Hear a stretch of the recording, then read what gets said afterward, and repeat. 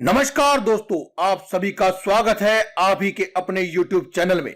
दोस्तों, आज की इस वीडियो में हम आपको कुछ ऐसी बातों के बारे में बताएंगे जिनका अगर आप ध्यान रखेंगे तो माता रानी आपके ऊपर कृपा अवश्य बरसाएंगी।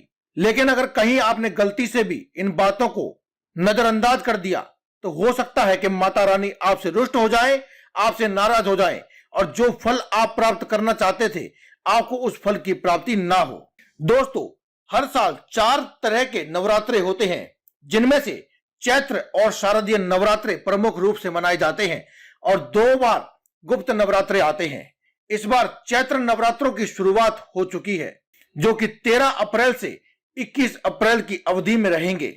ऐसे में आज हम आपको कुछ खास बातों का बताने वाले हैं जिनका आपको खास प्रकार से ख्याल रखना होगा। अचानक से हमारे दिमाग से कुछ बातें फिसल जाती हैं, इस कारण से हम नवरात्रों में गलतियां कर बैठते हैं, जिसके कारण 9 दिन लगातार व्रत रखने पर भी मां देवी की पूजा अर्चना पूरी तरह से कर देने के बावजूद भी हमें कई बार उनकी पूरी पूजा का पूर्ण फल प्राप्त नहीं हो पाता है, या यूं कहें कि मनचाहा फल प्राप्त नहीं हो पाता है।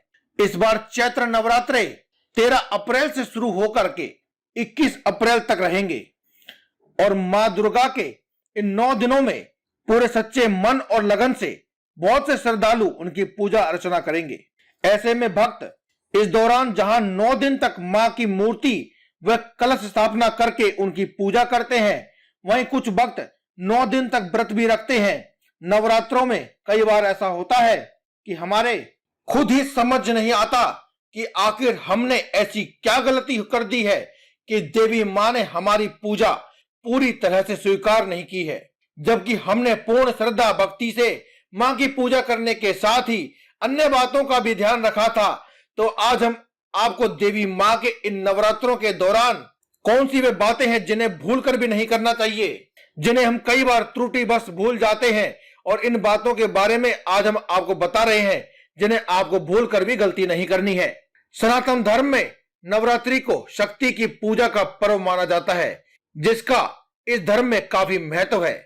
ऐसे में अगर आप भी घर में नवरात्रि की पूजा कर रहे हैं या फिर कलश स्थापना किया है या फिर आप व्रत रख रहे हैं, तो आपको कुछ बातों का अत्यधिक ख्याल रखना चाहिए ताकि देवी मां आपसे किसी भी तरह नाराज ना हो। आज की इस वीडियो में हम आपको नवरात्रि के इन 9 दिनों में क्या करें और क्या ना करें, इसी के बारे में बताने जा रहे हैं।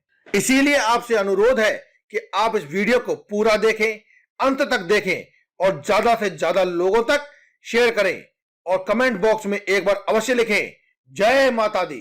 दोस्तों, देवी पुराण में उल्लेखित है कि मां भगवती उन्हीं की पूजा अर्चना स्वीकार करती हैं जो नारी का पूरा सम्मान और आदर करते हैं। नारी की इज्जत करने वाले से मां लक्ष्मी सदा ही प्रसन्न रहती है। इसलिए आप कभी भी किसी भी नारी का अपमान ना करें। खासकर से इन 9 दिनों में अत्यधिक ध्यान रखें कि आपसे किसी भी प्रकार से किसी भी नारी का सम्मान करने में कोई कमी न रह जाए।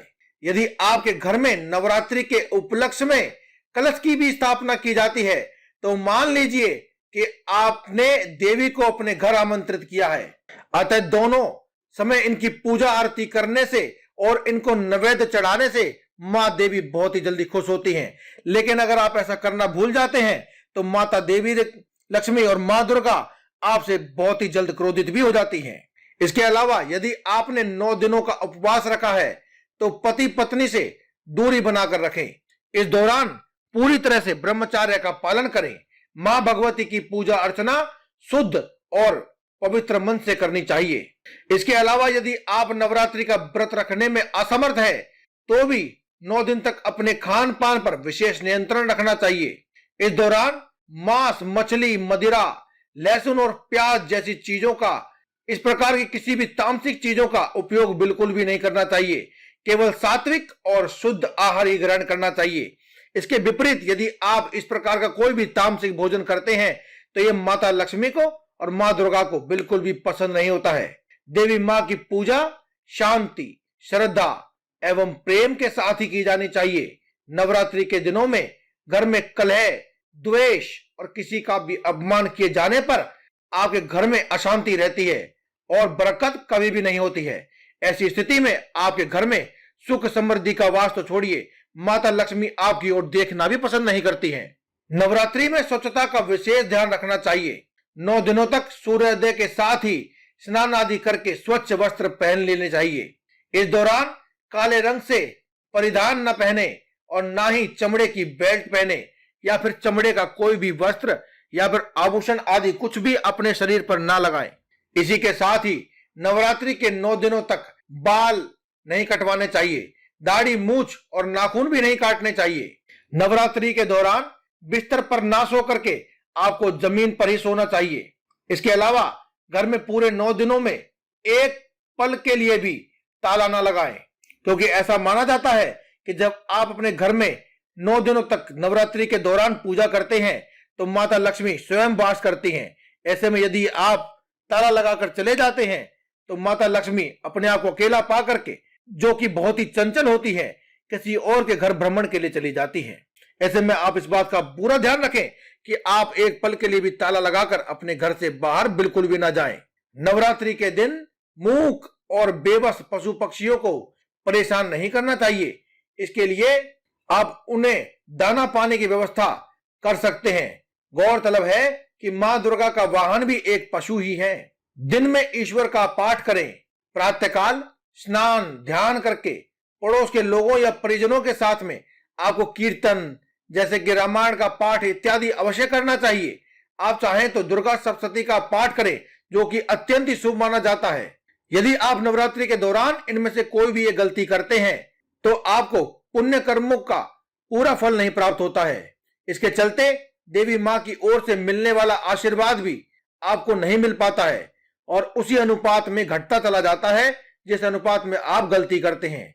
जबकि यदि जानबूझकर ऐसी गलती की जाए, यानी कि आपको सब कुछ पता है, उसके बावजूद भी आपने कोई गलती कर दी है, तो देवी मां के प्रसन्न होने की बात तो छोड़ दें, उनके आशीर्वाद की जगह आपको उनके क्रोध और दंड का सामना करना पड़ता है। इसीलिए दोस्तों, आज की इस वीडियो में केवल इतना ही। ज्यादा से ज्यादा लोगों तक इस वीडियो को शेयर करें, लाइक करें, कमेंट में लिखें जय माता दी। हम कल फिर आपसे मिलेंगे एक और नई वीडियो के साथ। तब तक के लिए दें में इजाजत। धन्यवाद। कमेंट बॉक्स में लिखना ना भूलें जय माता दी।